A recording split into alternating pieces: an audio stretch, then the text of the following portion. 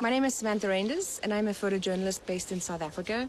I live in the small town of Prince Albert in the semi-desert area of the Karoo.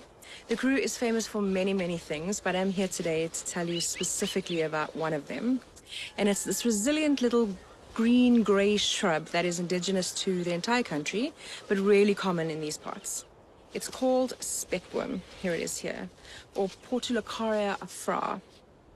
In Afrikaans, which is spoken in these parts, it translates literally into bacon bush, which is ridiculous because it has nothing to do with bacon at all. What is amazing about this plant, though, is that it has become the charismatic ambassador for an entire social media phenomenon. And many people believe it to be able to fight climate change like a heavyweight boxer.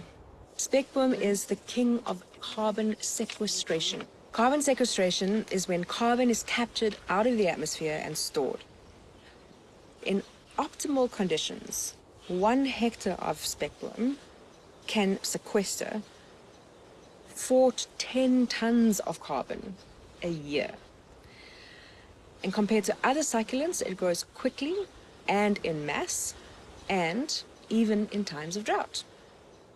Besides all of its so-called miracle properties, it's also just a pretty plant and hardy.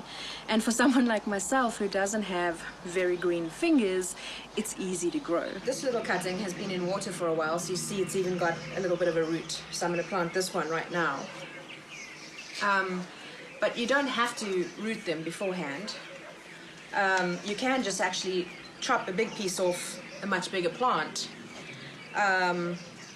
And plop it in some soil. It's really that easy. Sandy soil does the best job. Plop it in. Spekboom plants are good for big pots, small pots on sunny porches, so it can grow inside or on a patio outside in the garden. And they make for really, really good bonsais as well. They really are kind of a jack of all trades. All they need every now and again is a little bit of water. Elephants love to eat this stuff. They can eat up to kilograms of it in a day.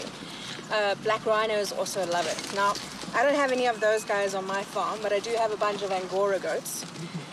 And they love to eat some spekboom. Here we have a hungry guy. Would you like some, sir? There we go. Spekboom makes a beautiful flower in spring and summer if the rains have been good, and that also brings loads of insects, especially bees, and the bees bring the birds, so everyone likes a little bit of spekboom. The good news is that it's not just animals that can eat spekboom. It's pretty tasty for humans too, and good to boot. It is packed full of vitamin C, as well as manganese, magnesium, and cobalt. And it contains microelements, iodine and selenium, which act as antioxidants. It's got like a slightly lemony, tangy taste. I mean, you can eat it straight off the bush, pretty tarty. It's perfect if you're doing a long, hot hike through the Karoo. It's great for dehydration. It's great, it'll help with exhaustion or heat stroke, any of those things. But don't be surprised if you see it on a Michelin star menu either. It is all the rage in Cape Town restaurants at the moment.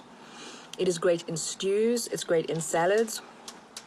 But I'm not gonna lie, I have a sweet tooth, and this over here is spekboom ice cream.